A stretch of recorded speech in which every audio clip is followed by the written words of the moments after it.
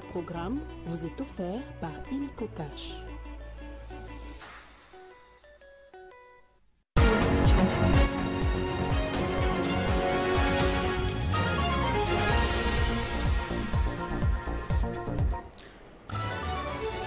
Au sommaire de ce journal sécurité, dans la partie est de la RDC, l'armée congolaise dénonce une violation intentionnelle et flagrante du cessez-le-feu par les rebelles du M23 AFC. Présidentielle en Roumanie, plus de 19 millions d'électeurs étaient appelés aux urnes ce dimanche pour une nouvelle présidentielle sous la menace de l'extrême droite. Les détails dans ce journal.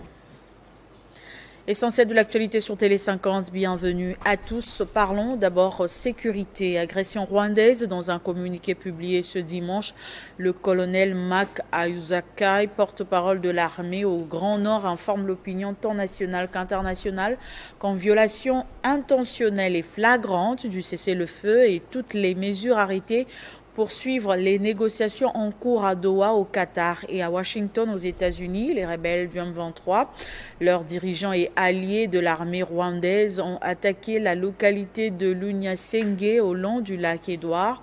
Les FARDC se réservent le droit de riposter sur tous les fronts si la menace des rebelles qu'ils qualifient de terroristes persiste. L'opposant Martin Fayoulou a exposé devant la communauté congolaise en France les raisons de son opposition à l'accord des principes conclu à Washington entre le gouvernement de la RDC et du Rwanda. Les leaders du parti SID favorisent un arrangement bénéfique pour les deux parties au lieu d'une gestion conjointe des ressources entre la RDC et le Rwanda. Comment vous allez signer un accord sur base des déclarations des principes, ces principes qui sont déséquilibrés, c'est-à-dire en défaveur du Congo. Quand on pose le principe de la souveraineté, il n'y a pas de problème. C'est le seul principe là-bas qui nous agrée et on ne trouve pas. Mais les autres principes, quand on dit que nous devons gérer les ressources naturelles de notre pays ensemble, est-ce que la France et l'Allemagne peuvent gérer les ressources naturelles de la France ensemble?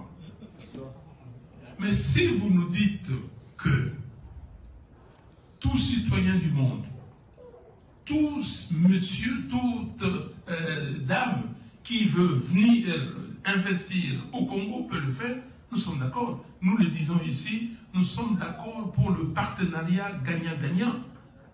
Vous mettez en place votre entreprise de droit congolais, même si vous êtes étranger, et vous investissez. Mais dire que nous allons prendre les ressources du Congo et les co-gérer, non. Mais si vous dites que les ressources naturelles frontalières, c'est-à-dire, par exemple, les Ruzizi, les lacs Kivu, qui nous séparent, pour faire les gaz naturels ensemble, nous sommes d'accord. Et du reste, vous êtes jeunes, mais vous savez qu'en 74, nous avons créé, Mobutu avait créé ce qu'on a appelé la CPGL. CPGL veut dire Communauté économique des pays des Grands Lacs. Googlez, vous allez voir. Nous avions déjà établi tout. Nous avions une organisation sous-régionale qui était plus avancée que l'organisation de l'Afrique de l'Est. Et à présent, la propagation rapide du choléra inquiète les habitants de la province du Tanganyika. En seulement une semaine, plus de 100 cas et 2 décès ont été enregistrés dans les zones sanitaires de Niemba et Kelemi. Précision du directeur du bureau de l'information et de la communication de la division provinciale de la santé au Tanganyika. Selon ce dernier, l'interruption de l'approvisionnement en eau potable figure parmi les causes majeures de cette épidémie de choléra dans la province du Tanganyika.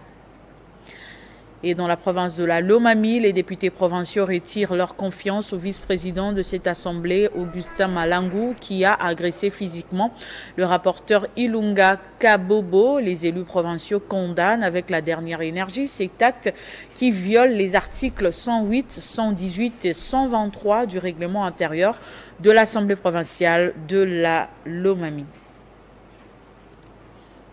En vue de rechercher des solutions pacifiques et durables au conflit dans la partie est de la RDC, la Palabre nationale des Congolais, structure membre de la société civile, a établi une liste de propositions concrètes pour une paix en RDC au cours d'un atelier préparatoire. Regardez.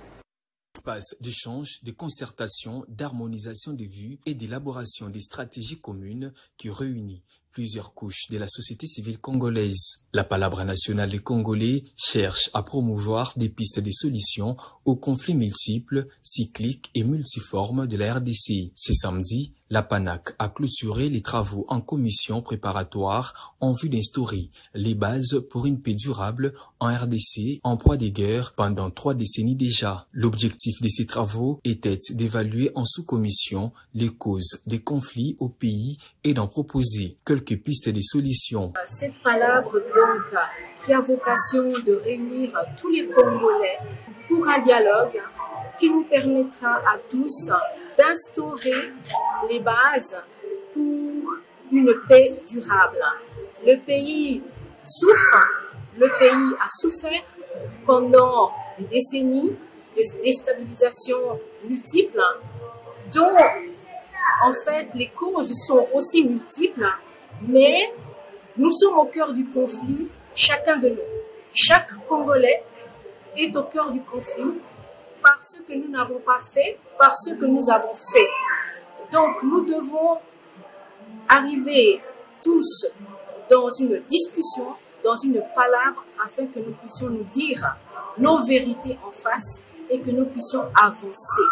Avancer tous ensemble en apportant des solutions pour une paix durable. Ces solutions pour une paix durable en RDC seront publiées sous forme de rapports et seront mises à la disposition des institutions de la République d'abord, puis à la population congolaise qui doit s'en approprier en vue de préparer la grande palabre du Congolais. La Palabre nationale des Congolais poursuit 3 objectifs spécifiques. D'abord, examiner souverainement tous les problèmes qui menacent l'existence du pays. Ensuite, entreprendre une évaluation sans complaisance du fonctionnement des structures étatiques, sociales et culturelles. Enfin, prendre des décisions courageuses, obligatoires, contraignantes à soumettre au vote du peuple congolais. En dehors de nos frontières, en bref et en images présidentielles en Roumanie, plus de 19 millions de Roumains étaient appelés aux urnes ce dimanche pour une nouvelle présidentielle sous la menace de l'extrême droite qui reste bien placée. La vigilance est mise sur les réseaux sociaux. 5 mois après l'annulation du scrutin présidentiel pour suspicion d'ingérence russe, c'est un scrutin à haut risque dont les enjeux dépassent les frontières du pays. Ce journal est terminé, place au rappel de titres. Sécurité dans la partie est de la RDC, l'état-major du secteur des opérations Sokola Grand Nord alerte sur une violation intentionnelle et flagrante du cessez-le-feu par les rebelles du 23 AFC. Présidentielle en Roumanie, plus de 19 millions des électeurs étaient appelés aux urnes ce dimanche pour une nouvelle présidentielle sous la menace de l'extrême droite. Merci de votre attention soutenue et surtout restez fidèles au programme de Télé 50.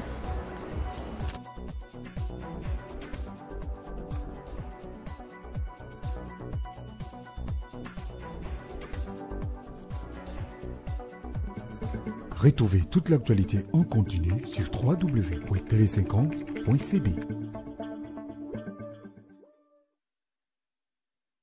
Ce programme vous a été offert par Illico Cash.